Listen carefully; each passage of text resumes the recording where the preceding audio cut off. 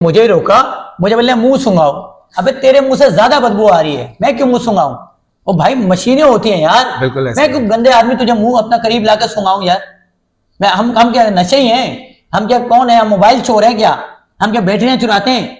अबे जो लोग हैं उनको पकड़ो ना यार। कि हमसे पहले वाले जो लोग थे उन्होंने निजाम खराब वो किया। बोलते हैं हमसे पहले वाले थे, वो बोलते हैं हमसे पहले वाले थे, वो बोलते हैं हमसे पहले वाले थे। तो फिर सबसे बड़ा जिम्मेदार तो कायदे आजम साहब हो गए ना, उन्होंने ये मुल्क बना के इनके हाथों में दे दिया।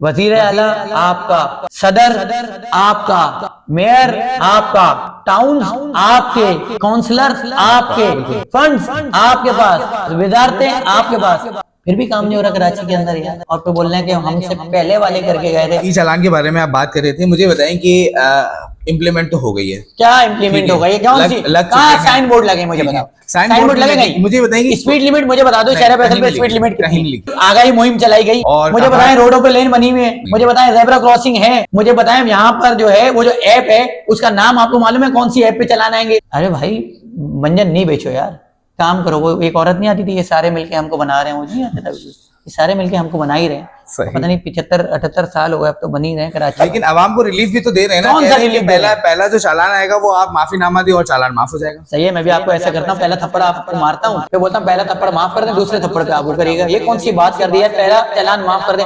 एक इंसान का अगर पहला चालान माफ कर दिया, मिसाल के तौर पे गलती की मैंने बाइक ली और मेरा चालान हो गया, मैंने हेलमेट नहीं पहना, बिल्कुल, इसके बाद जिंदगी भर जितने भी चालान होंगे वो तो माफ नहीं है ना। अगर उसे 2 चालान आ जाए, 50,000 रुपए कहाँ से लाएगा? मुझे बताएं, गरीब आदमी मिडिल क्लास आदमी। बच्चों को बोले भूखे मर जाओ तुम इस महीने, फेंक दे अपने बच्चों को ना कुएं के अंदर, फेंक तो रहे। अभी फेंका तो था, बेचारे एक आदमी ने मारा था अपने बच्चों को, बिल्कुल, इसी तरह की न्यूज आई थी। बात कराची की हो रही थी। मेयर कराची का कहना है कि इस साल बल्दियात 28 अरब रुपए डेवलपमेंट पे खर्च करेगी। इस साल रोड बनेगा, हम जो है रोटी कपड़ा मकान देंगे, हम लोगों के लिए आसानी पैदा करेंगे, कराची को पेरिस बनाएंगे, कराची में K4 बनेगा, कराची के लोगों को गवर्नमेंट की नौकरी मिलेगी, कराची के लोगों को कोटे में हिस्सा मिलेगा। पीपल्स पार्टी की हुकूमत ने जो अभी काम किए हालिया, खुदा की बस्ती, सुल्तानाबाद, कराची जू, सफारी पार्क, ये सफारी पार्क लेके जाना बड़ा जबरदस्त काम है, या मेरे पास बुनियादी सहूलतें होनी चाहिए कि आप अपने बच्चों को कितनी बार सफारी पार्क लेके गए? आपको क्या लगता है कि कराची के इस हाल का जिम्मेदार कौन है? कौन है? इस शहर की हुकूमतें, जिनके पास निज़ाम चलाने के लिए जिनको पावर्स दी हुई है वो है। लेकिन हुकूमत तो कहती है कि हमसे पहले वाले जो लोग थे उन्होंने निजाम खराब किया। वो बोलते हैं हमसे पहले वाले थे, वो बोलते हैं हमसे पहले वाले थे, वो बोलते हैं हमसे पहले वाले थे। तो फिर सबसे बड़ा जिम्मेदार तो कायदे आजम साहब हो गए ना, उन्होंने ये मुल्क बना के इनके हाथों में दे दिया।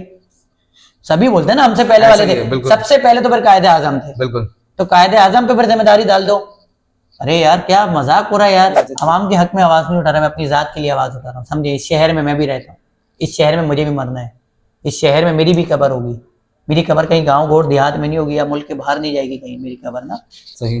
तो मुझे डर लगता है कि कल को मैं भी टैंकर के नीचे आ जाऊंगा या कोई मेरा मोबाइल छीनते हुए मुझे मार सकता है, इसलिए डर के आवाज उठाता हूँ कि कल आज जो किसी कराची वाले के साथ हुआ कल मेरे साथ ना हो। ये तो सारे जो वीडियोस वगैरह इन्फ्लुएंसर जो अपने आप को कहते हैं, ये तो मौत भूल चुके हैं यार, इनको नहीं लगता कभी ये लोग मरेंगे। जलते घर को देखने वालों, भूस का चप्पर आपका है, आग के पीछे तेज हवा, आगे मुकद्दर आपका है, उसके कत्ल पर मैं चुप था, मेरी बारी अब आई, मेरे कत्ल पर तुम चुप हो, अगला नंबर आपका है।